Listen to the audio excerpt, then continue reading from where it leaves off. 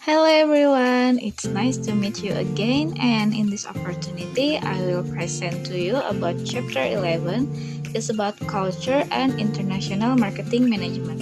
But first of all, let me introduce myself. My name is Sylvia Agustina with my last digit of NPM is 172. But before we jump into the introduction, let's watch this short video about cultural differences. In England, they say hi. In China, they say hiya.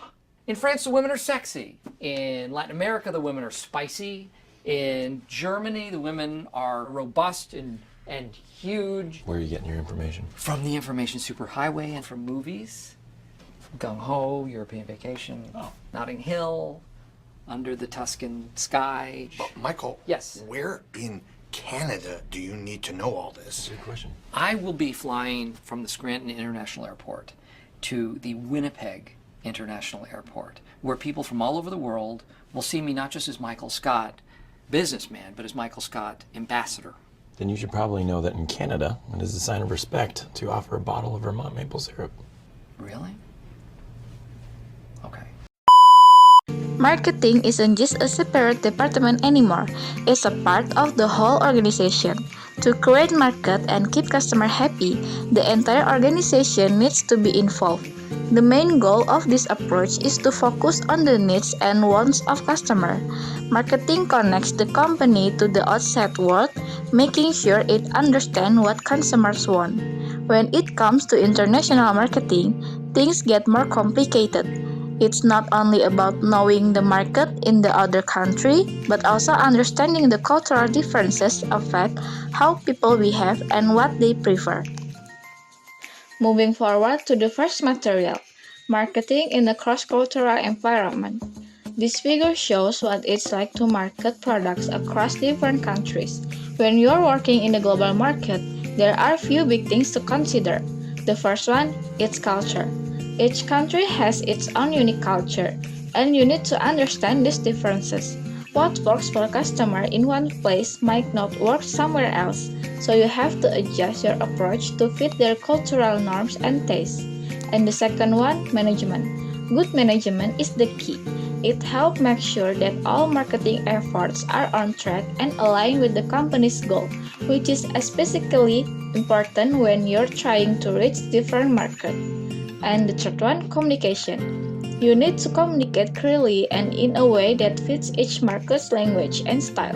It's not just about speaking the language, but also about understanding how people in that country prefer to communicate. And the last one is organization. Marketing isn't solo act. It's a team effort that involves working closely with different parts of the company to make sure everyone is working towards the same goals. The modern way of doing marketing is all about adjusting to what customers want in a global market. This can be tricky when dealing with people from different countries, so marketers need to tweak their products and strategies to fit each market's need. Marketing is a big part of what a company does. It tries to find a balance between what customers want and what the company aims to achieve. Wall and Rees broke marketing into two main parts. The first one, marketing analysis. This including environment analysis, buyer behavior, and market research. And the second one, marketing strategy. After understanding the market, a company needs a plan. Some common strategies are market segmentation and marketing mix. These activities are all tied into the company's overall plan. With good planning, a company can use its resources well to reach its goal. Management helps keep everything running smoothly so customers stay happy. But some experts think this way of looking at marketing is a bit outdated and doesn't fully meet today's need. Next, traditional view and new ideas and concepts. Welford et al. At 2008 suggest that the traditional marketing mix might be outdated. They argue that modern marketing should focus more on understanding and creating value for customers through a market-oriented strategy. This approach means marketing isn't just one department's job, it's a shared effort across the whole company. This shift aligns with relationship marketing, which emphasizes building strong, lasting connection with customer rather than just using the traditional marketing mix. It's about ongoing interaction that aims to exceed customers' expectation. Next, international marketing. Wall and Ruiz describe international marketing as any marketing activities that happen across border. This can vary based on how globally focused a company is. The first one, local focused company. Most sales happen domestically with exports being less of priority. And the second one, multinational company. They sell worldwide and treat their home country just like any other market. And the third one, global strategy companies. They aim to sell similar product or services globally with a unified strategy like Coca-Cola. This works well when products don't need much local adaptation, like in telecom or pharmaceuticals. The success of international marketing depends on both the target market and the company's marketing approach, which can range from focusing on production or sales to being consumer-centric or social responsible. Next, intercultural marketing. Intercultural marketing focuses on adapting products and strategies to fit the needs and desires of different cultures. Usonier and Lee describe it as balancing both localization and globalization. It considers factors like geography, nationality, and consumer preference related to age, class, ethnicity, and lifestyle. For intercultural marketing to work, consumers need to relate to a product. They buy products not just for their function but for the cultural meaning they find in them. Usonier and Lee point out two key elements in this process. The first one, identity. The desire to maintain cultural familiarity and feel at home. And the second one, exotism. It's the urge to explore new cultures and experiences. These elements often overlap, making cultural adaptation complex. Instead of targeting specific countries, it's helpful to group countries or customers with similar cultural traits. The next is cross-cultural consumer behavior. Understanding cultural differences is key for connecting with customers from various backgrounds. As Kynoch and Jalat note, geographic and political boundaries are becoming less significant due to shifts in the global economy and evolving consumer behavior. For example, younger generations across countries, including China, are learning towards more individualistic buying habits. While cultural differences still exist, consumer preferences are becoming more uniform, impacting international marketing strategies. Usonier and Lee highlight that even with this shift, understanding local consumer intention remains crucial. Models of consumer behavior can't always be universally applied. They need to account for cultural specifics. This challenge is especially clear in markets like Europe. The last one, problems with cross-border market research. Welford et al. Highlights several challenges with cross-border market research. These including language barriers, question sensitivity, research techniques, cultural differences, suspicion, statistical comparison, and fragmentation. Moving on to the second material, marketing communication across culture. Firstly, promoting brands internationally. A brand can mean everything in marketing, sometimes even more than the product itself. Shoppers tend to recognize and trust their favorite brands, often choosing them before even considering the specific item, which can save companies on advertising. Also, keeping single brand identity worldwide can be tricky. Language differences or cultural nuance can cause a brand name to have unintended meaning or become hard to pronounce, impacting its appeal in a new market. A brand national image also plays a big role in how people perceive it.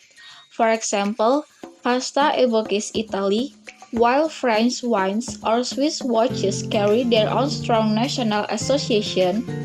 However, when companies source materials and assemble products globally, the concept of country of origin gets complex. Many global brands like Daimler-Benz highlight their international presence rather than focusing on their home country, adapting to how consumers worldwide think about products in today's globalized market. Next, impact of culture on advertising. Advertising is a key way for companies to communicate with customers and promote their products. While the internet offers global marketing opportunities, it also presents challenges as companies must navigate different market and consumer preferences. Advertising isn't just about informing people, it's also persuading them to buy. Some see it as a universal part of life, while others emphasize its power to create needs. At its core, advertising connects producers with consumers, aiming to generate demand and maintain product recognition. For international marketers, it's crucial to look beyond language and behavior to understand how different cultures perceive products, brands, and message. Researching consumer lifestyles and market segments increasingly consider cultural influence on buying behavior. By taking a cultural approach, marketers can provide valuable insight that shape advertising strategies instead of merely presenting a product. They create symbolic messages that highlight the benefits for consumers. Tailoring ads to local markets help forge a stronger connection between the product and the consumer's perception, ultimately enhancing its appeal. The last one, the meaning of brands and message across culture. There are some key points on managing brand meaning. The first one, importance of perception. Consumers interpret brands based on their cultural backgrounds and experiences. Marketing must align with this interpretation for effective communication. The second one, local adaptation. Even with a standardized product, tailoring message can make a product feel more relevant to local customers. And the third one, balancing in social marketing. In social marketing, framing message positively or negatively must consider cultural differences. For example, fear-based appeals may work better in collectivist culture than in individualistic ones. Understanding and respecting cultural differences allows brands to maintain a strong identity while making necessary adjustments to connect better with diverse audience. And now we reach the conclusion part. In today's interconnected world, successful international marketing requires more than just a broad reach. It demands an understanding of the cultural nuance in each target market. The shift from traditional strategies to value-based and relationship-driven approach reflects the need to build meaningful connection with customers globally. Effective marketing goes beyond product adaptation.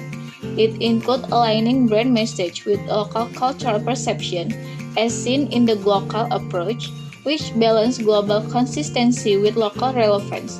By adapting to customer behavior and preference shaped by cultural factors, companies can strengthen brand loyalty, communicate more effectively, and create lasting value across diverse markets. And here's the case study. It's about Starbucks' global strategy, adapting to local cultures for international success. Starbucks' global success is largely attributed to its ability to adapt to local cultures while maintaining its brand identity.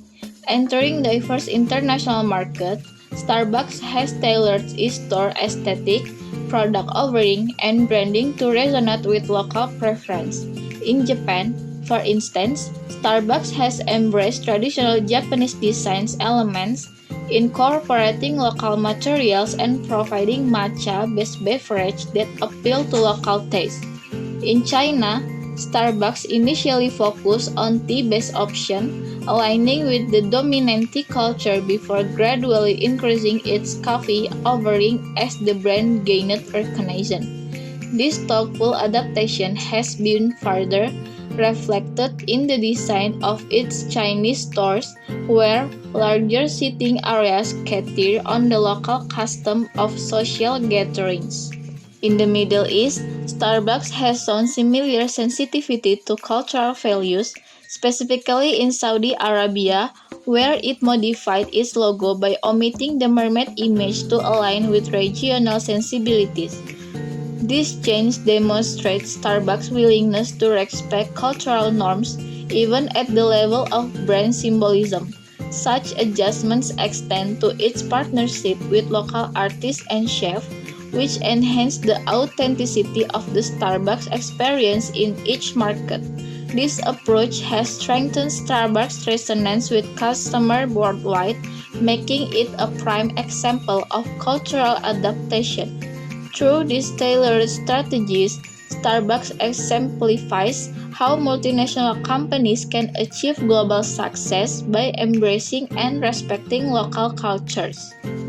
So that's all from me for chapter 11. Thank you for your attention and have a good day, everyone.